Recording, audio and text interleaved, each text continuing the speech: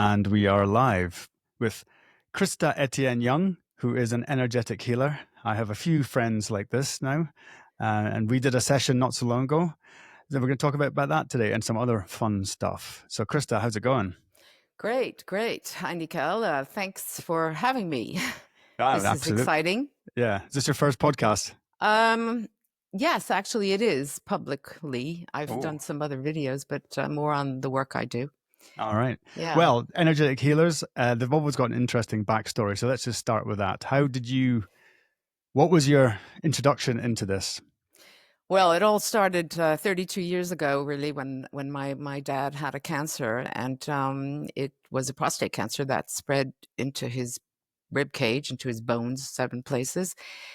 And I just was so close to my dad. I said, "There's no way I'm going to let him go. There's got to be a way to help heal him." And I came in contact with some girl working for the U.S. citizens abroad in Geneva, and she happened to be a nurse. And she gave me some tips, books to read.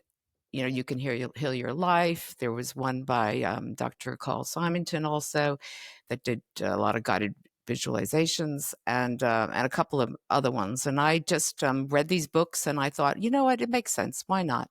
Because I always did believe that action follows thoughts. So I did guided imagery on my dad. I had seen anyway his x-ray. I visualized his x-ray with these spots all over his bones. And then I visualized every time, because I just had my third child, little baby. Every time, every 4 hours that I was breastfeeding, I would visualize his cancer being sucked up into a vacuum cleaner and the bag being thrown away like this. And I did that for a few months.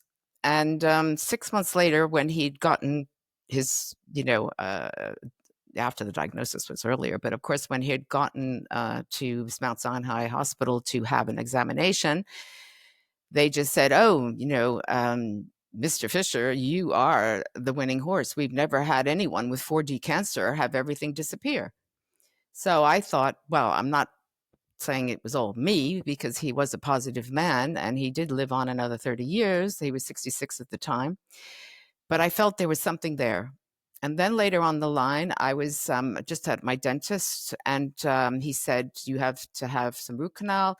Oh, let's forget the Novocaine. I do this nephrology. It's interesting. Why don't you follow me and see what we can do with it?" And I said, "Okay, fine. Let's see." And so I started visualizing what he took me into kind of a deep meditative state, walking up steps, going up into the heavens, whatever it was. And I felt no pain. But what was so interesting is that Friday, that was a Wednesday, that Friday I had to go to see a specialist doctor for some surgery because I had 5 fibromes in my uterus. And when I got there, he examined me and he said, "Okay, we're going to fix up the date for this surgery." And they were all gone. And I thought, oh, okay. And then sometime down the line, I was in a bookstore, in the Elm bookstore in Geneva. And this book fell off the shelf and it was all about the chakras. And I just took to it. And I was just in that stage of having a lot of anxiety because I was leaving my husband for my alcoholic husband. He was bankrupt.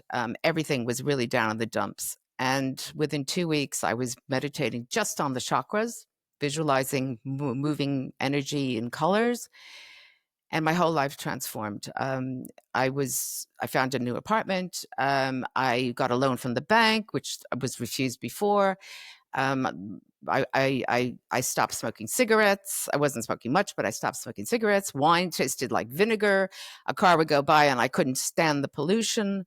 And everything else just started adjusting in my life. And everything transformed so much that I decided to teach it after my life transformed because I had then help. I had a fee au pair came to my door. Money started coming in. My life just completely changed. And then I started working in different centers, teaching meditation, different methods to get into the altered state of consciousness. And then I got very much into the visualization work, where you make things move and happen and you manifest in your life. Then along the line, I opened up a center 10 years ago. I fell on the body code by Dr. Bradley Nelson, which is a really, really fantastic formula to get to the underlying causes of illness and problems or whatnot. So it's been a long journey, but a fun journey. And then I've started seeing already kind of miraculous things happening, not just the work I was doing on people, but even when I was giving my visualizations in groups of people in different centers. I saw people levitating in front of me, coming up to the top of my head. Their bodies, their astral levels were just being pulled up. I've seen different people, having some spontaneous healing. I've had experiences where I was even like swinging a golf club and there was like a garbage behind me and it started lifting in the air. I started coming to the understanding that we are living in a different level of consciousness when we want to, and that there is this kind of invisible world of spirits and all different at all different levels, but also we are in an ether. I mean, you can call it the matrix, but all the energy is shared, it's interdependent, and lots of things can happen through this. And when one does work in this area and open up their consciousness, one receives and receives, and when you believe and you have faith, everything can happen. So healing can be spontaneous, and using energy tools can work as well. But I get spirits in the night that come to thank me for the healings I've done. So I feel really very good about that. But it can Wow. go on and on. So anyway, I have a center for 10 years now, and I do a lot of work online, and I work with the body code, which is using a magnet over the governing meridian, which is to release trapped emotions, find out underlying causes of illness. And over that period, I've been, adapting and adapting and adapting. And I came to understand something else, which is that we may hold energies from people that are deceased. We may hold energies of just negative thoughts, the collective thoughts from the universe. And these energies can come into your body, infiltrate you in a way that you can't control things anymore and not, have control of what you really want in your life. So it can block you, as well as these entities leaving curses. And it's not a superstitious thing. They are curses. And saboteurs are also energies that can affect you. And then I put spirits back in the body, and I work on and on and on, put the mind, body, spirit connection together, work on the hara line. I work with these diverse tools, which are magnets, to release these energies by setting intention. And of course, connecting to the universal consciousness for help, our guides, angels. All right. We So, have a lot. I have a lot of questions. I said I didn't have any questions before. Now I do. I've got plenty. I'm going to start with this one. An easy one for you. Levitation. People are going to listen to this and say, that can't be right. Tell me about that. okay, so this woman was very, very disturbed. She already had a lost child, and a second one who had Downs, who I heard later on died, actually. And she just lifted off the ground. It was kind of an experience where I knew what was going on.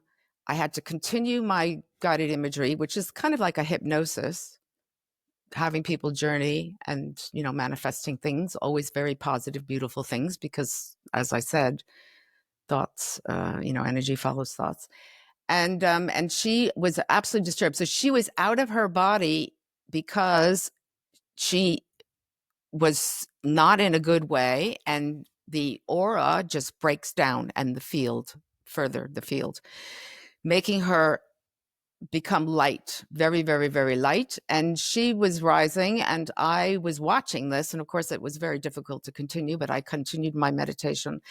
And I didn't say anything after this session because there's a group of people. And then later on, I asked her how she was and what was happening in her life. And she already, at that point lost the second child, which was, I was quite shocked actually. But I can't explain that much more about it. But I do really feel that Our objects are all pure energy, and if we look into them long enough, they move. And that could, confirm that we are a simulation, and maybe the Earth is not as we really see it. That it's perception, through the five senses, and we're moving more to the sixth sense. So that's a good chance that we'll all understand this a little bit better. But the scientists are studying it for sure. Well, it sounds like So quantum, doesn't objects it? can move, everything. And I have a little Buddha here I talk to. You know, he's over there, you see, and I have meditations up here, and I look at him and I can talk to him, and he moves his eyes and his fingers and he breathes, and I see this beautiful aura around him. And when some of the girls are here, I say, come sit with me and tell me what you see. And after a while, they all see it too. Not Wow. every girl, but, a lot of them see it on different occasions, That So I is, really believe that it confirms to me that we're all energy and we're moving energy. And so things are moving all the time. And if you work, on focusing on things, and there's two things, though. You could be focusing something and an image will just double itself. That's not the same thing. This is about really solid forms in our mind that have some symbol, and the energies just come into them, and then they respond to us, yeah. and it's quite, it happens more than you believe. It's just that people discount it. They don't want to believe. No, well, I want to Yeah. believe. That's the thing. Like all this stuff. I think it's really not just interesting, but it feels like how would you even describe it? It feels true. That we are energetic beings, and it's not just, again, it's not me saying that. It's not you saying that. We know that we are at the molecular level. We're just the tiniest parts of these atoms is just energy, and it's just a different, depending on how they vibrate, is how And dense it's they are. polarized too. And there's the ancient times that we always talk about the yin and the yang, and it's polarized, positive and negative, but you can't know one side without knowing the other side. So the key is to be in the middle. But the negative entities in all of this, there are negative forces. We don't have much to break in our minds, like keep on saying no, no, no, but it is true. It is there, and we can use it to our benefit.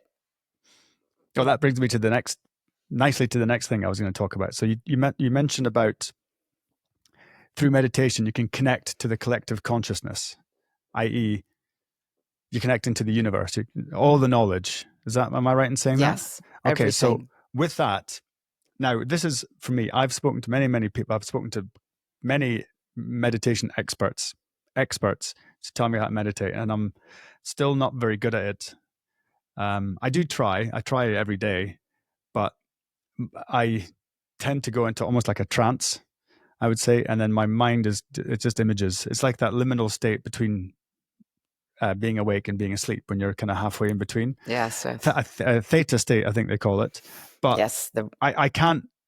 And as soon as I'm conscious of when I become conscious of the images, whatever the story reel is playing in my head, when I become conscious of that, I come back out of the theta state. So it's trying to stay in there, but trying to empty stop my thoughts and think about nothing and be Yes, at it's a one. challenge to start with, but today there's a lot of tools that one can use, sound frequencies, where you can listen, and then that will slow your brain waves down.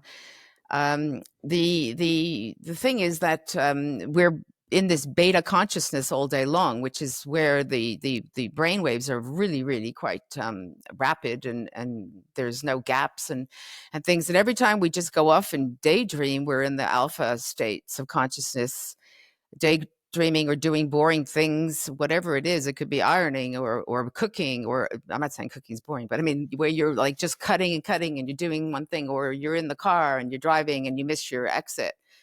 Men especially like that, I do feeling that. driving long distances, because that helps them for their brain waves to slow down, and then they can and then Is that right? so we're always going in these brain frequencies all the time, but in this modern world we're not connecting enough.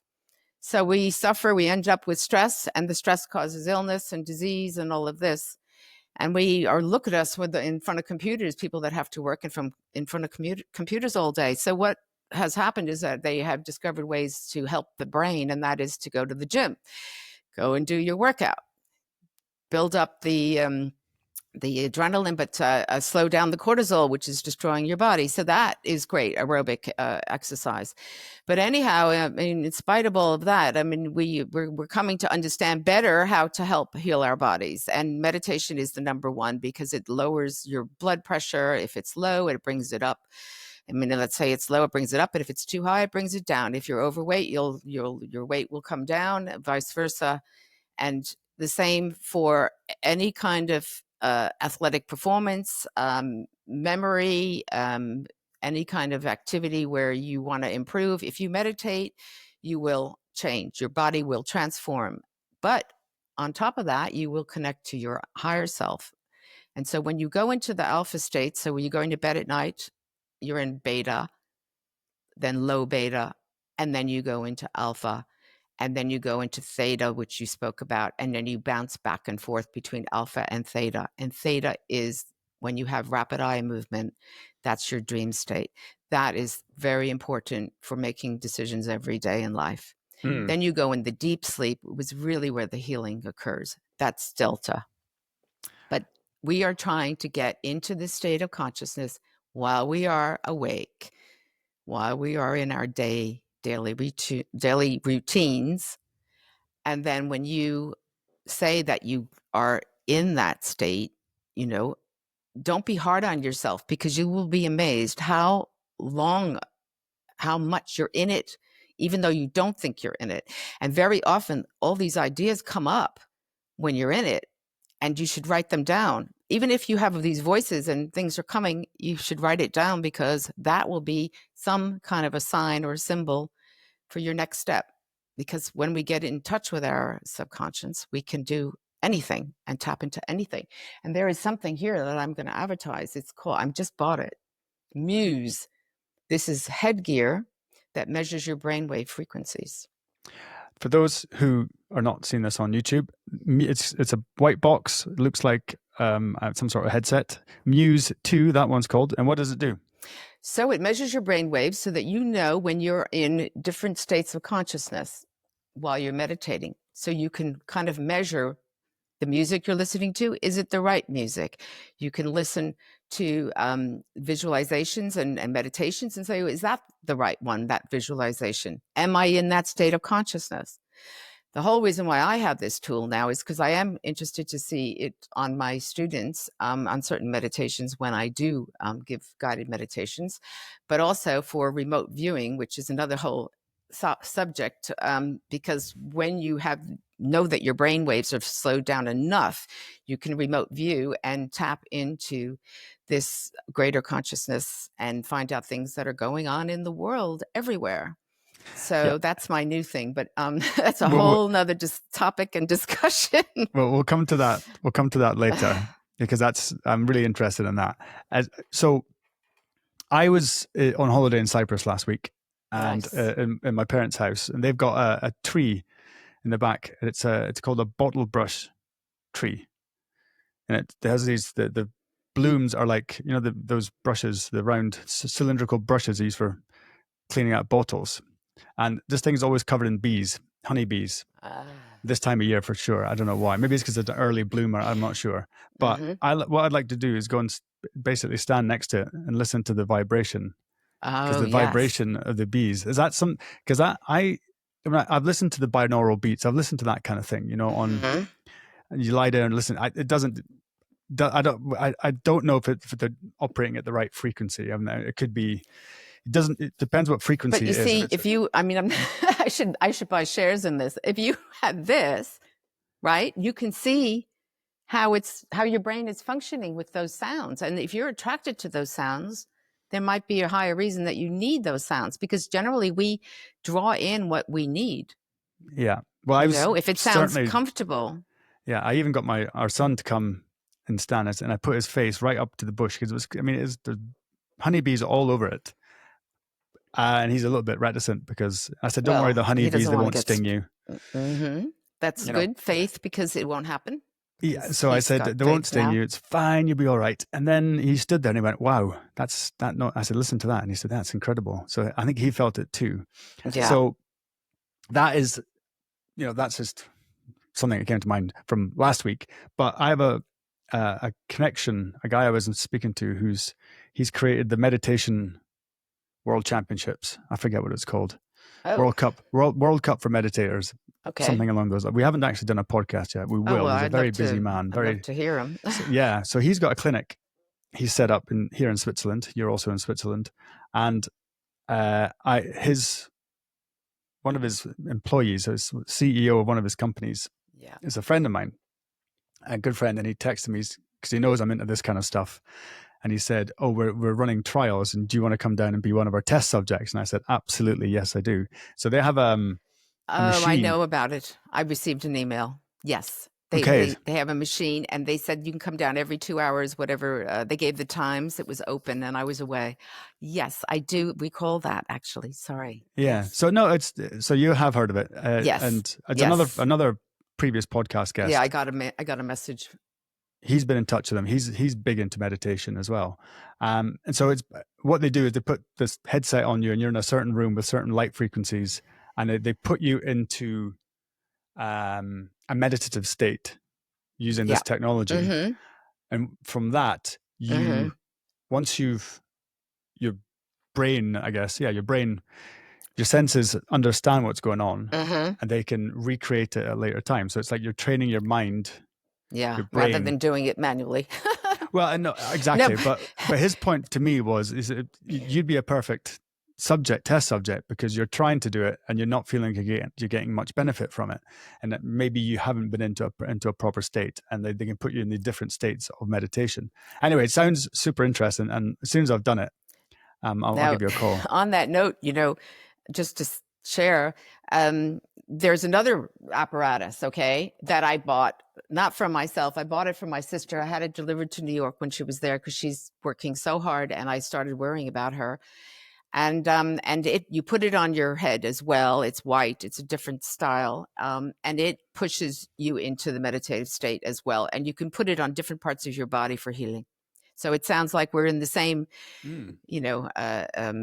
kind of apparatus, new technology that they're having a home one, and one that this gentleman is using. So that's really, really great that this is all new for me too. This equipment, because I've been looking for it for years. Well, this is an interesting inflection point, I think, in our civilization. If we've lost the connection to higher consciousness, and we can tap into the technology and use technology to get you into these meditative states. If everyone, or if a critical mass of people start using it, then hopefully the world will improve, right? Because, for every 5 minutes you are in meditation, you are affecting 1,000 people. Really? Mm-hmm. And that is changing the collective consciousness of the world. And we could reach peace within, a decade or two, if everybody would take this seriously and understand it. We really need it now. We need it now. Yeah. Perhaps this turmoil we're in right now is the reason why people start to yearn for this connection. It's there for a reason. The way I see it, this is how I see it. And some people think I'm weird or a crackpot or whatever, but to me, it seems like a superpower. And I've met you. We've met a couple of times. I've done a healing session with you, and we have very interesting conversations. It's never a dull moment when we chat away. Never. And you can go on forever. Well, exactly. So hence getting you on to come and do this. It's a superpower, and who doesn't want to be superhuman, right? You watch these some people watch these superhero movies. I don't. I think they're all trash, personally. But because I'm of the belief that we all have these superhuman powers, but they're not superhuman. They've been hidden from us, Christa. If I was going to get conspiratorial with you, I would say the fact that we can't see the stars at night. Well, I can, but I live in a pretty remote place. But if you live in a city, good luck. Yeah. We don't get that connection with the night sky. We don't start, gazing up at the stars like I used to do as a kid. and just Oh wondering what no. the hell is this all, what And too then when many, it's in the movies, they just say, "Oh, that's just fake. It's not real." It's yeah, it's just space. But But you you know know, all that the movies, the films, all came from people that had actual experiences, and the film exactly, producers made the films from experiences. exactly. Yeah. I mean, if you go to Star Wars, I had a guy and we were talking about this as well.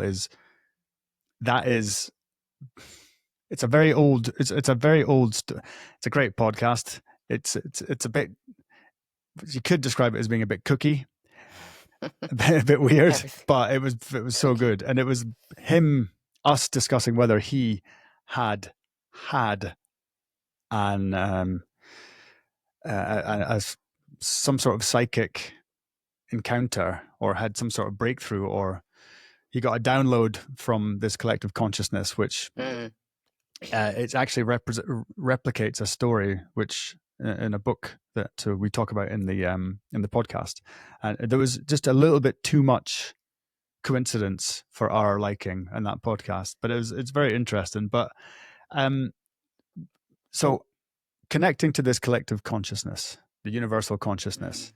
which is, it's probably best the way I understand it. So you can probably correct me. Is that uh, it's all of knowledge, all the universal knowledge that you can tap into, which sounds, I know people are rolling their eyes right now, but I've read a lot about this and people who can do it. And I've met you and I've met a few other people who can as well.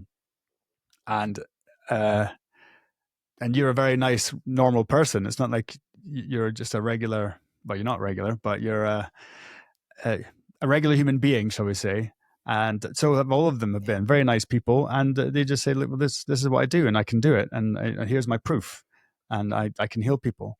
And so one can't really argue with that if it's having an effect. Some people might say it's psychosomatic, but at the same time, what is psychosomatic? When you're Exactly. is you're healing yourself by the power of your mind, right? Even though Yeah. you might doing it inadvertently. So You're what setting is, intention. well, yeah, and what is the Mm. universal consciousness, and how is it that we can tap in? How do we become superhumans? Yes, and it's not difficult. It is for me. Well, I think Bad that intention. it would be good for you to go and try this, do this exercise with this gentleman, and see where you get with that to measure your brain waves. I could lend you my little apparatus here so you can measure, and I'd love to. you know, I believe a lot of it has to do with setting intention and learning different methods. I taught meditation now for 28 years. I've been teaching, and I have given people different tools to start with so that they can see what suits them best.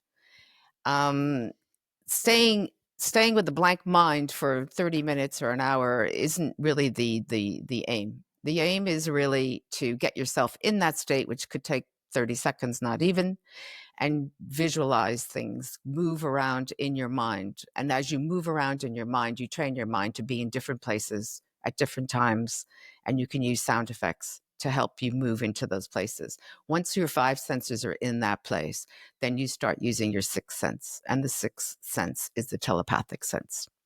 And then when that information comes, you know that you are definitely got it together. And it's not, not something you have to force. It comes naturally. And then you start to find out what the synchronicities are. And that could be all kinds of things. It can be numbers, it can be images, pictures, whatever. I follow all the symbols every day, what comes to me, and I use those symbols to act upon my work. My past work was in a jewelry business for 35 years, which I still do, but I also am in real estate. Everything I do, I meditate and I look at what's there ahead of me, and I take it into account. I don't discount anything, nothing. Every person I meet, everything that happens, and when it goes smoothly, never force things, just Mm. let it happen. And that's the faith, and that's why you have to look at it like that, like open up and just have the faith and follow the little guidelines, because spirit world is with us every second of the day. Well, yeah. Well, hang on. Let me just show you something.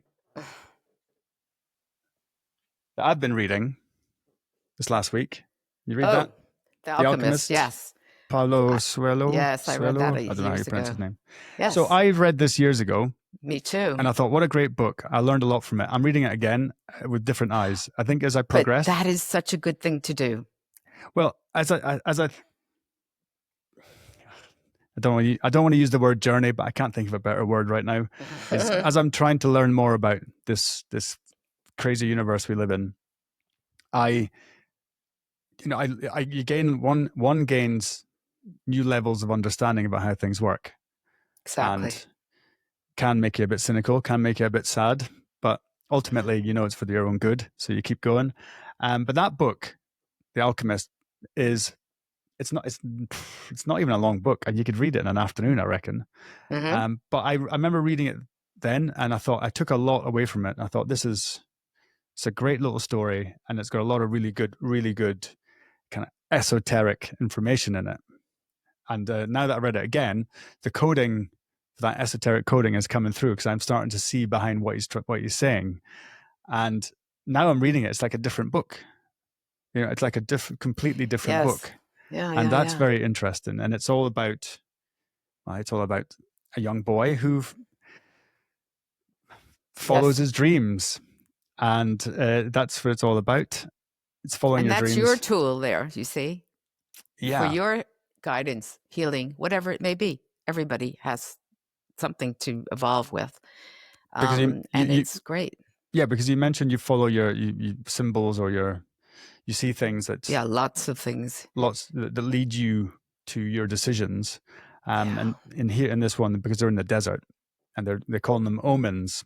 And then when you experience you see an omen, oh, there's an omen. Don't Hmm. know what that actually means, but when you read the book, you Hmm. understand what he's talking about. Do you know, I have had many healers, very top healers come to my center over the years. And there's one woman who wrote a book, and people were simultaneously, spontaneously healing by reading the book. Really? Yes. What's the book called? Her name is Zoe Henderson, Okay, I'm writing this down. and it's her one book. So it's Angels of, oh goodness, I can't remember the name of the book. Don't worry. I'm I'll come. sorry. I'll come back to you. I'm not good with names. I always forget everything. But Zoe Henderson, you can contact her. She's in Guildford, in Surrey, England. Yeah. And she's a fantastic healer. And she started with animals, and then she moved on to humans and adults. And I wish she could come. I think she's just so busy, and she's at an age now that she doesn't like to travel so much. But she's come for many years. And she's just wonderful. Maybe it was Hands. Oh gosh, I don't want to mix up the names. I don't want Yeah. to. It's I'll it's I'll it's find all it. over her. She's very known Yeah. website, and you can have healings with her too. Maybe she could be a Anybody, podcast guest. Can you set that up? absolutely. Oh yeah. She's Okay. wonderful. All right. Perfect. Yeah. Right. Before we get too sidetracked, what was I going to say? Oh yeah. So connecting. Do you have? Are there techniques? What are Okay. So what I do really, lummoxes like me? my main work is from Dr. Bradley Nelson. It's the body code. Which is about removing trapped emotions. I connect. This is what's so interesting. I connect to the person that I am going to heal. I don't have to be with that person in person, like with them physically. So they can be at a distance, and with intention, with protection, prayer, guidance, I connect with that person. And then I ask that their field is coming into my body, and my field goes aside. So I'm actually taking on the aura of that person, the whole field, the many levels. There are many levels going outwards. Of course, everything connected to the chakras. And I become them. And my inner subconscious also moves, next door. So I have their subconscious, and I tap into their subconscious to find out what's wrong, what's the cause of their problem, what are the trapped emotions that are blocked, which is what Dr. Bradley Nelson discovered, emotions from even preconception, but through your early years when you're in mom's tummy, you may have picked up emotions from your mother. As you grow up as a child, you may have picked up emotions, of course, from our world, everywhere socially. And then later on in life, you come to an age and you have an illness and it just doesn't go away, or you've had an accident and the pain comes back all the time. This is all revolved around these emotions that get stuck together. So they get stuck together like the size of a tennis ball to a melon, and they lodge in this part of the body. And then when we set intention to find out what these emotions are, we release them.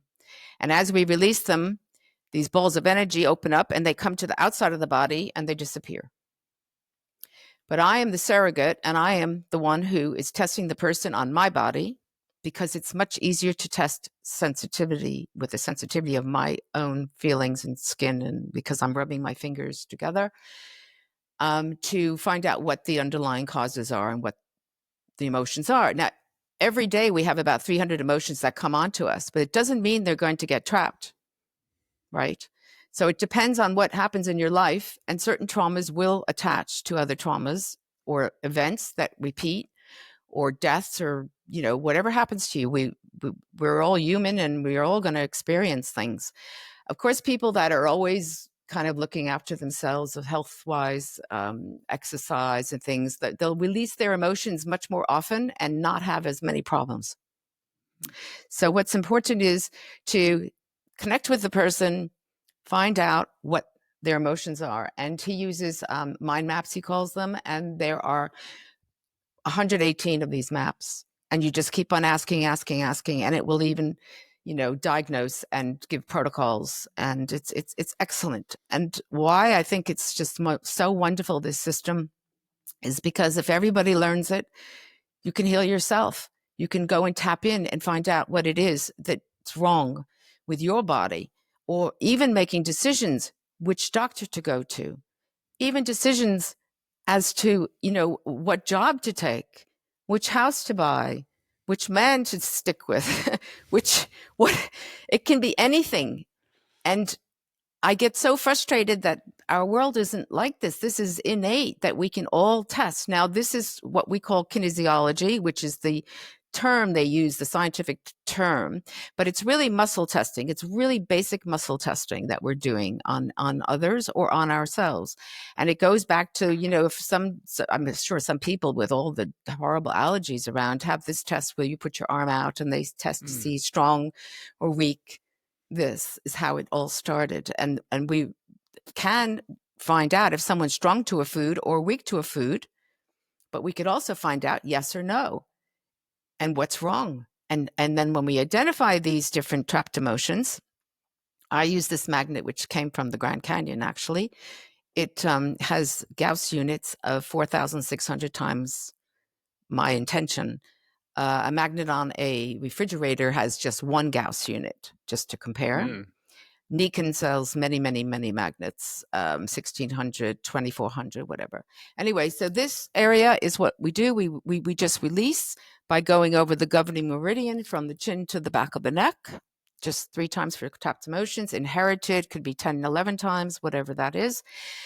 Sometimes it's the other way around. There's kind of like a little bit of a technicality in the modalities, but it's not difficult to learn. But just think, if we all just use this method and you're in a store and and you're trying to figure out which vitamin to buy, and there's vitamin D, and you don't know which one, you could just go and test. Okay, which one is good for me? So these are methods which are from kinesiology, muscle testing, and it's similar, like, the sway test is one other method. It's not as accurate. Some people use the pendulum. It's also not that accurate because it picks up other frequencies, magnetic frequencies in the field. So it's not always straightforward. But anyway, one thing beyond Dr. Bradley Nelson is that I created was a way to clear the person's field before I even start working on them. And this is all around disembodied entities, evil spirits, curses, and saboteurs. And once I clear that, I make sure the person's spirit is fully inside their body. Spirit out, they're dead. But of course, spirit is sometimes, when you're ill, is not very far into the body. And then as well, for their mind, body, spirit connection. I figured that out, what it is percentage-wise, improve it to 100%, bring the spirit in the body 100% as well. And then the Hara line, which is a line for the future, which is the cosmos. It goes from the cosmos down through the body, through all the chakras to the core center of the planet. The Hara line is responsible for all your decision-making, everything that you have ahead, your goals, your career. And I put that in alignment. And if it's not in alignment, usually you are struggling. A bum on the street would have a broken line, as an example. And then I do some localized connections. And once I do the localized connections as well, the spirit, spirit, spirit, physical, physical, spirit, and physical, physical, whew, I'm done. And sometimes people don't need any more healing. I don't even have to go into the body code, removing the trapped emotions, because all of their problems are gone.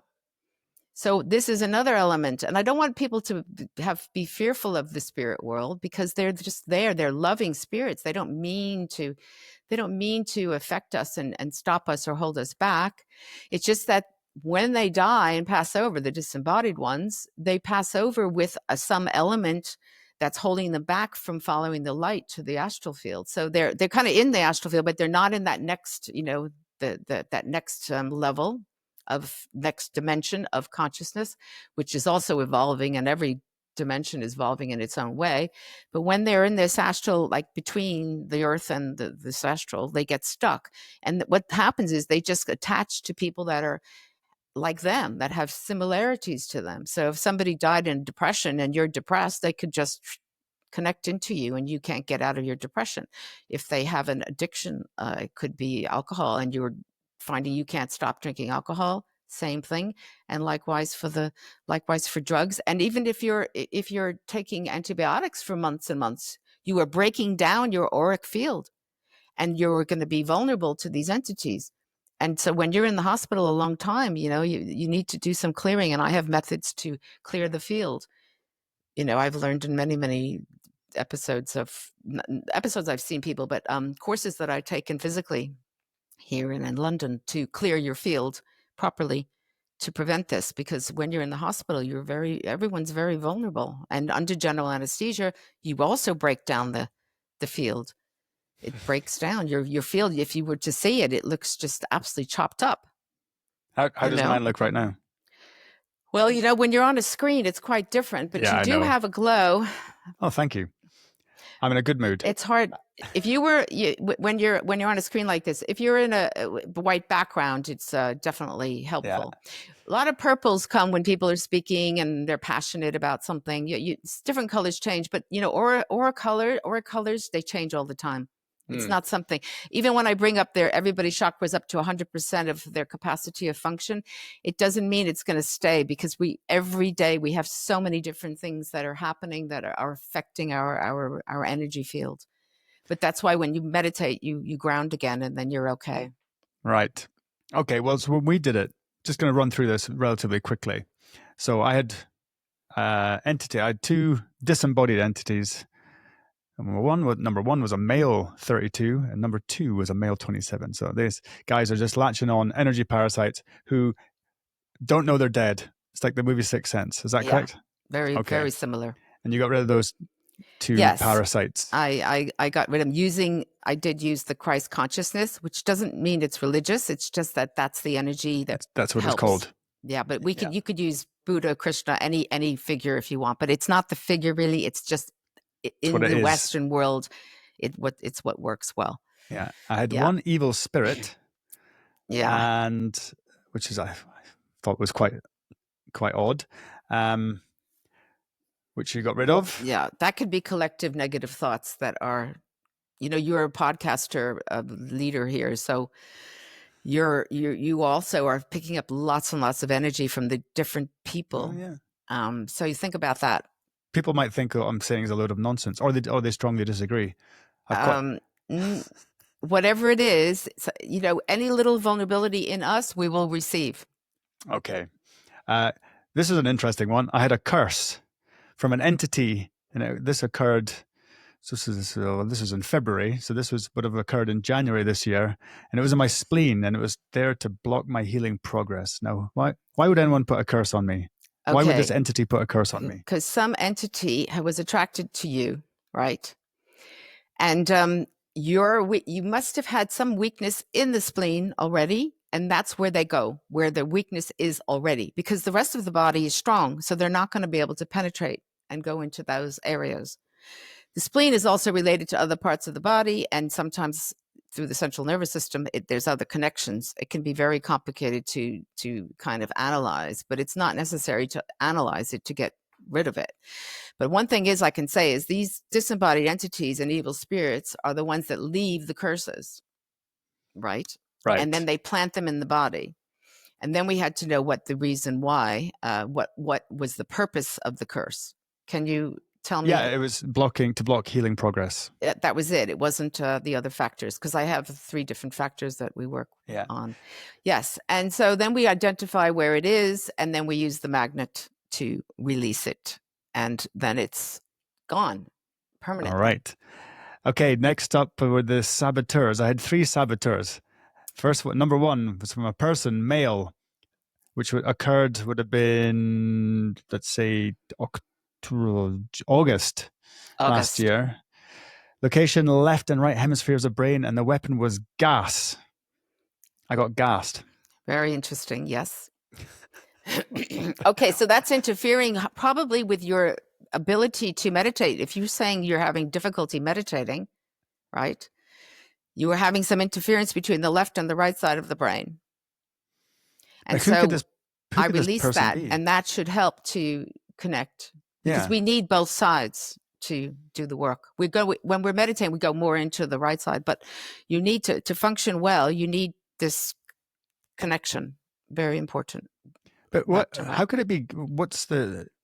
Sounds like, chemical warfare if they're using gas, but I don't. Okay, sabotage and saboteurs. This is there's a vulnerability in the person that is the attackee. I mean, you're attacked, but you're receiving it because there's some weakness, something. Now, it could be somebody jealous.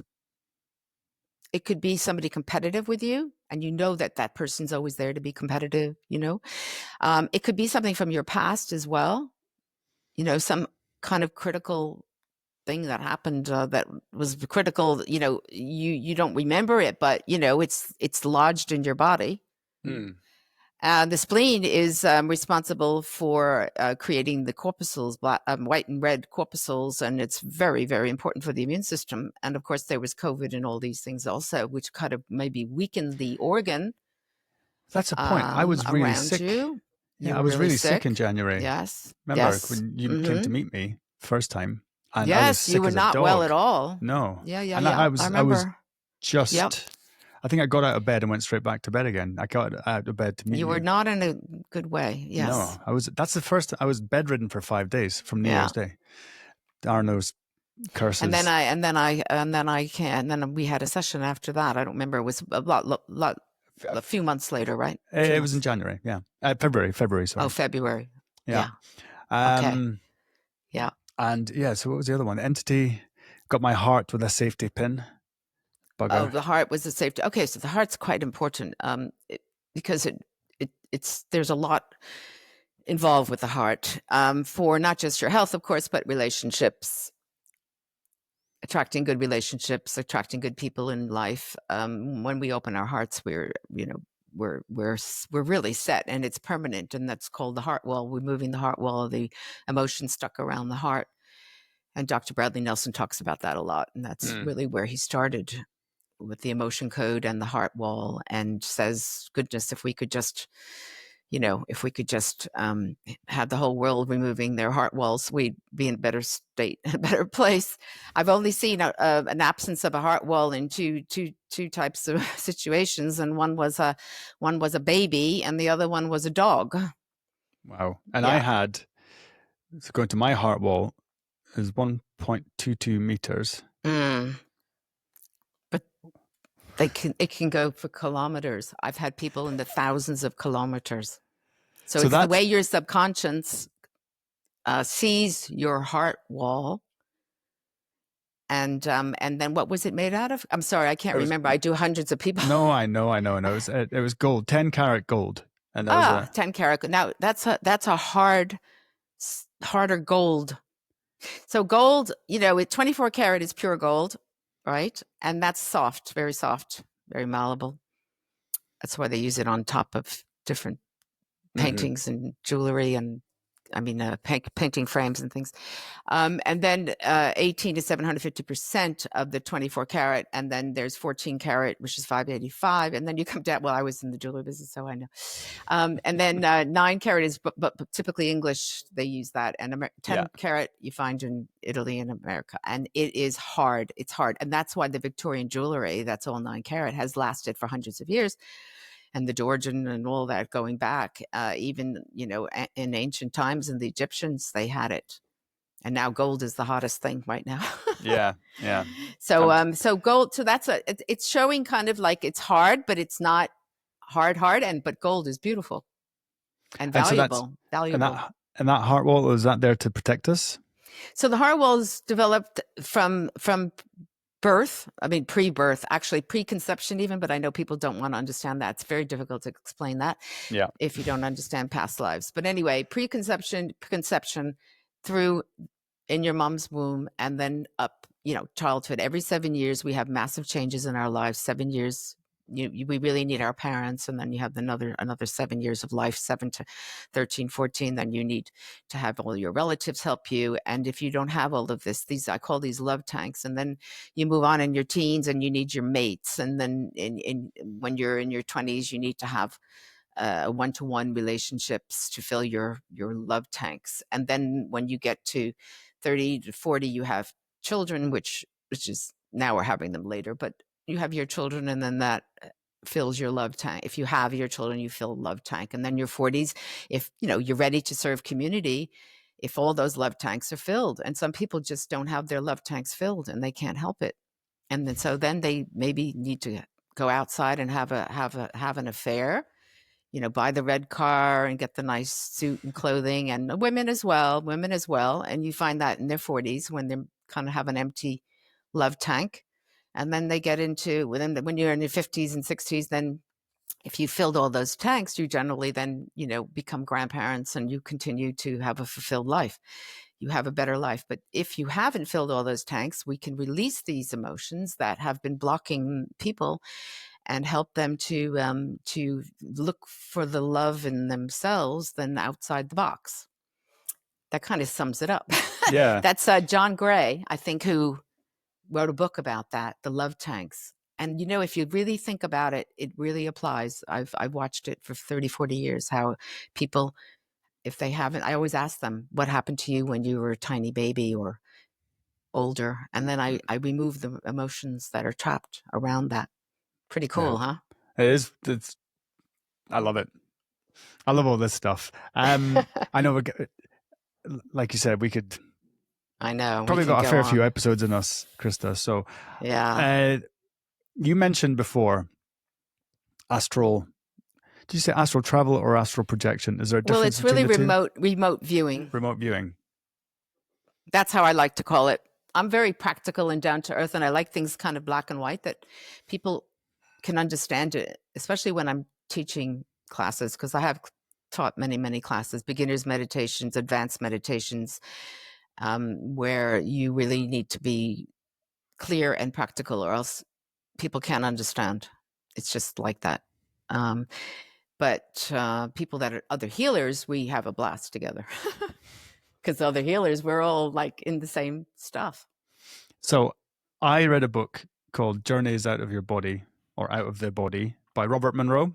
Yeah, Robert of the Monroe Institute. And this is, I can't remember who recommended. Well, one of the previous guests recommended I read it, so I read it. Yeah, really good story. And he was a businessman, successful, like CEO or certainly high level C-suite executive in a big company, and married, all that. And then he started spontaneously in a meditative state, started doing astral projection. And it's a fun story because I think he started doing it in the 40s or maybe the 40s or the 50s. Yes. I can't remember exactly when it was, but he's writing about his experience. He's a regular guy, high functioning. He was not a pro athlete, but a very good athlete. He played, I forget which sport. I think it was American football. And he's doing all these things. And, he himself couldn't really believe what was going on. But he, builds up baby steps into being able to travel. He goes and lies down and he goes and travels around the world and has a look to see what's going on. And Yeah. it's again, it sounds completely off the wall. However, I recommend the book. It's a good read. Yes. And make up your own mind. And I remember one of my favorite stories in that one was he's like, I wonder what's going on in the White House. And he went up to the White House to have a look around, and he got stopped in the astral realm by the president's astral bodyguards. The astral bodyguards. Astral Secret Service. And they said, what the hell are you doing here? Yeah, what are you doing here? And he said, just wanted to come and speak to the president or see the president's here. And he said, you're not allowed in here. And he goes, well, I can.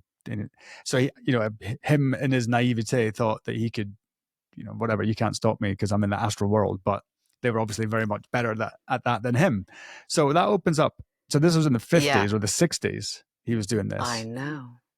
Opens up the obvious question for me, Christa, is what is going on now? Does President Trump have his astral secret service? Does Putin have it? Does Xi Jinping have it? I'm sure they all do. If one of them's got it, that secret's not going to stay a secret for very long, right? And this then gets into the very interesting conversation of what do people, the so-called elites, know that we don't? And I suspect that they know an awful lot more than we know, and they're keeping that to themselves. What do you reckon? I mean, we might have disclosure at the end of this year. I mean, definitely in the next few years about what's out there. I mean, what you're referring to is really the astral bodyguards and the people on that level. But when we're talking about the universal entities out there, there are thousands. And when you start going out of your body, you can perceive these entities much more easily, like those in spaceships, those on planets. There are numerous universes. And I've come across a lot of people that do have these visitations, both directions. And I actually have had an entity in my bedroom last November, which led me to become more and more interested in doing the remote viewing, which I took a course which was based on what the military, the U.S. military worked with, and CIA, and et cetera, et cetera, et cetera. What's going on now in the U.S., I don't want to go into politics, but I think that it's revolving around 80 years now that they have tried not to disclose information, but it's not every government that is completely clued in. There are other groups of people with lots of money that are running this, and the whole operations are just to get more and more information, higher intelligence combined. I mean, we should be calling AI not artificial intelligence, it's alien intelligence. And if you see how fast things are speeding up, that's exactly what's happened. So this information has been hidden, and there are places underground where entities have been manipulated or whatever to learn about this technology, and even deals maybe. I don't know, but I mean, I've watched a lot of different people speaking about it. I have some clients that do go in spaceships, and we have long conversations. And I know of people who have been abducted who have chips in their necks and marks on their children. So this is not uncommon, and it's not always negative. I do believe that most of these entities are benevolent. If you just look at, when I talk about the massive amount of these entities, if you just look at our planet, what we have on the planet, if you look at the insect class of insects, we have 55,000 different types of insects, right? Species, 55,000 different species, right? So just think about what's out there. And if you just look at what's under the sea, in the water. So So we need to open our minds more, and we need to connect more. Now, there are a lot of people that do go out of their bodies, and generally they do it in the night because they can get into those frequencies easier. And I had a healer come here, and he was out of his body all the time, working on healing people at a distance, which was all very fine. But this gentleman had picked up a lot of negative entities that have then gotten transferred to these people. So that's a whole nother element, you know? So the energies that are there, that are with us, because they're not just in spaceships, okay? There are humans here on the planet, I really believe it, that are like hybrids. And we've come anyway from the universe ourselves. So we're being planted, here on the earth to mix our DNA, and, we have our different races, right? And we're here to evolve and expand, and earth is one of the toughest places. And then there's all the rest. And it's like us experimenting on animals, and we're playing around. They've done stuff to us, and I don't think that our third eye chakras are full. I think that we've been a bit manipulated, and I don't think we were meant to die like the way we die. I don't think so. I'm talking about eons ago. Yeah, well, Atlantis and Lemuria and those periods. Ooh, don't threaten me with a good time when you're talking about Atlantis and Lemuria. That's another one of my favorite subjects to talk about. But that I listen to a podcast called Mysterious Universe, and it's all about these things. And when you start going into these subjects, and you don't have to become a researcher, you just have to read, I know a few blogs or listen to a few podcasts, and you realize that we're not alone. there are thousands, tens, if not hundreds of thousands of stories of people having encounters. Yeah, so this is what I had can you see this? Yeah. This is what appeared in my bedroom. Wow. Okay, let me describe that. It looks like a flower, which looks like an exploding firework. Okay, so this goes to the ceiling, from the floor, and there are round holes, and there's lights flashing in all these holes, and this is all cylindrical, and this is all 3D, and these, I don't know how to draw it, you obviously noticed, but these petals, it's like a palm tree, like hanging, and they're moving, and they're like moving like tentacles, like under the water. Yeah, like those anemones and things. Exactly, like a sea creature. And what is it? So I had this in my room, and I sat up, and I sat there, and I was talking to it, and got a bit frustrated after a while because it wasn't answering me. So I got to sit up to go to the bathroom, and so I went to the bathroom, and then I thought, if I look at this again, and on my way out, I'm not going to end up going to sleep again. And I was quite tired. I thought because I have had other experiences with entities, and not always good. I mean, I had cleared somebody with 56 entities, and I'll never do that again. But I learned my lesson, and then I had this whoopee cushion thing with the tentacles on my head, and I woke up, and I felt it in my hands, and I threw it across the room, and it went through the wall. Had that. I've been like hypnotized, where I've gotten out of my bed, and I find myself, it wasn't sleepwalking, I find myself conscious but not in control of my body, taken to places in the room, and my husband has freaked out over me, so that hasn't gone over so well. So I learned better to clear the field and protect. So I do a serious protection when I clear people's entities. But anyway, after I'd done this, I started asking questions, because the remote reviewing course I took, which is so fantastic, coming from the States. Where did you do it? Did you do it at the Monroe Institute? We did it online. It's called Ubiquity. Oh, it's a funny name. Institute. It's a university now that's open, and this woman called Bertie Jakowski is the teacher. She's been doing it for 30 years. She worked with the military and CIA, and they don't like it, I think, that she's teaching this. And so she also taught us how to cut them off if they are trying to get information from us. And this is really a good little tool because I'm going to share it quickly. You just put a little door in your head with a key and you lock the door. So if you ever feel like entities or energies are trying to get into your head, you lock the door.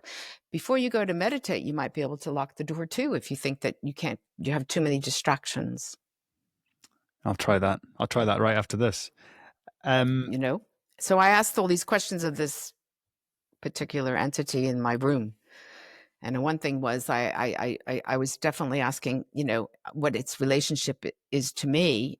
And it was learning and sharing. And what I asked, what was, can I ask you questions? So I did this later on after I'd done the course. So I've only done this about this entity to find out information by using remote viewing, by connecting telepathically, which is a method in this course. You have to learn how to do that.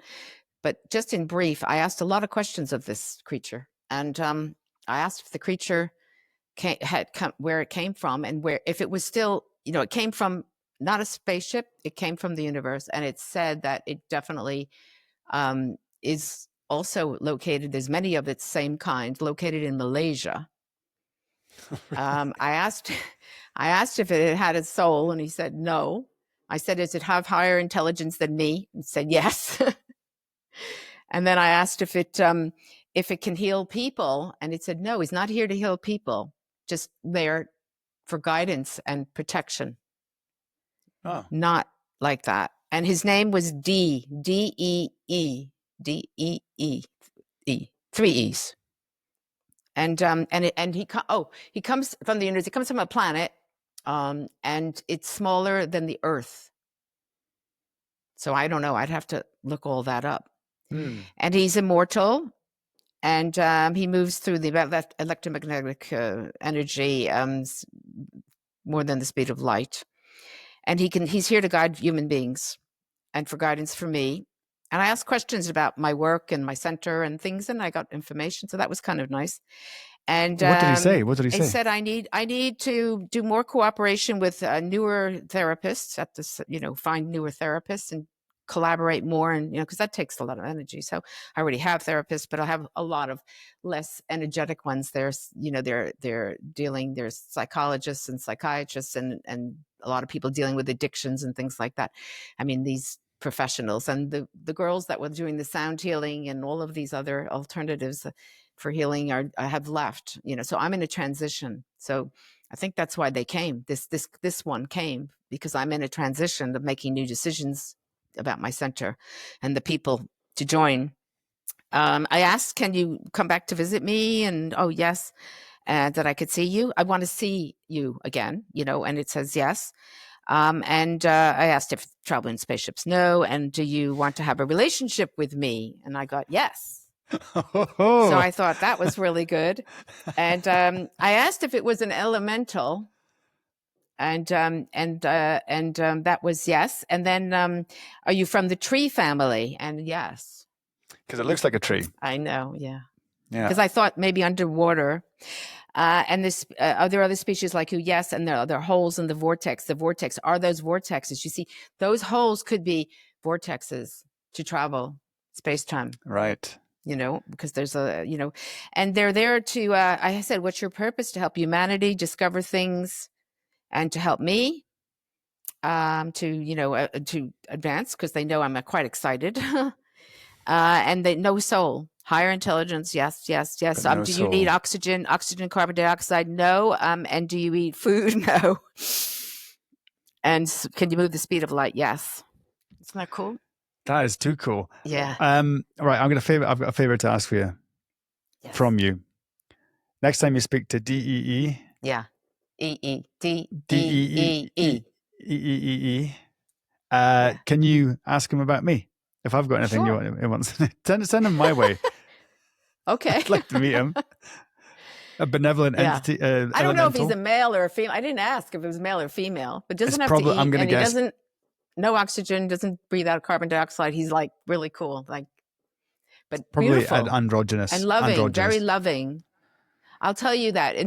I think that 1% might be very negative, but 99% just think that way of these entities are benevolent. Yeah. Well, that's, yeah, ask them. But you have to Out of invite them in. curiosity. When you meditate, you ask, say, "Oh, please, show me." I used to do lots of stuff where I'd say, "Oh, my angels, please, touch my toe." If I was in the bathtub, touch my toe, tell me you're here, and I would get, pointy in the toe, stuff like that. Do a lot of testing. It helps to gain faith when you're doing these things, and then the symbols and signs and numbers, repeated numbers. I get all the 4s now. That's also a change. And then the 4s everywhere. I get in my car, it always says 11:44, and that's the time I was born, in New York when I was, right. I grew up there to start, and then I moved to Europe for 40. I'm here 40 years now. Wow. Yeah. All right. Christa, I'm just because I know you're Time. a busy Yes, lady, and we spoke before. I know you don't need any more clients, but if people want to see what you're up to, or if you're putting out anything on YouTube or whatever, whichever the socials, that's the next.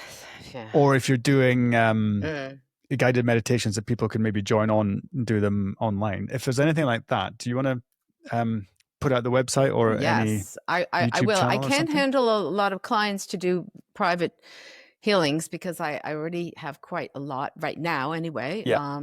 But I'd love to share information. I have a very old website from 10 years back, and I keep on just adding the therapists that there. But I will be transforming all that and putting up posting stuff sooner than I imagined, because I've been pushed by this entity D, and so D is telling me to get on with it. Get your act together. Yeah. So anyway, my center is called it's called The Art of Healing Center.ch. So the website is www, all one word attached, The Art of Healing Center. And if is you that notice, ER or RE? Sorry, center. It's RE, British spelling. My husband's British.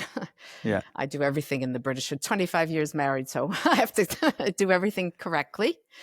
Quite right. Brits, they like it right, and I don't blame them. So Christa, that's the email. Just www, go on my website, and anyone can contact me. So it's the Art of Healing Center. And if you notice, it says heart, the T, HEART. See, I put the word heart in there because that's where healing really happens, through the heart. The Art of Healing Center.ch. You see the heart in there? I do now. Yeah. Now that I'm looking at it. Okay. Yes. And it's .com as well works. .ch okay, or .com. Or .com. Either one. Okay. Yeah. And people can contact you through that site? Yes. It's best they go on that site. And then as eventually always, I'll transform it into something, because now I've got so much information to share. It's mind-boggling. I don't know where to begin. I need D to assist me. We'll see. That's your AI assistant, isn't it? Yes, exactly.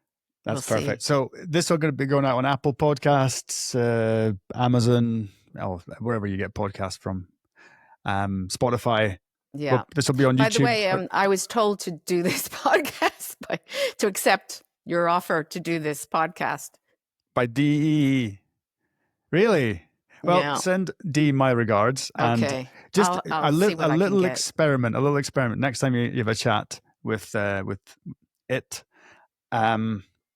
just ask him something about me and tell me what it like. You don't have to tell me. You can send me a little message and tell me what you want exactly. All right. Yeah, I'll do that. Why not? That's brilliant. Christa, this has been on. Yeah. All right. Been this has been fantastic. And I would love, we will see each other again in the future. You hang out. We're near where I live. We hang out together in the same valley. as I said, it's never a dull moment when I chat to you. So maybe we could do this again. Yeah. I'd be very happy to do it again. There's lots more to share. Too much. We'll get to that. Yeah, it's so like much. A whole another few hours. Yeah. I'm looking forward to that. Thank you for having me. I was delighted to share whatever I've shared. I hope it's helpful to people. That was fantastic. I loved it. And I need to go for a long walk and process what we've just been talking about. A lot to take in there. Yeah. All right. Christa Etienne Young, thank you so much. Thanks for listening. Thank you. Thank you, everyone. Namaste.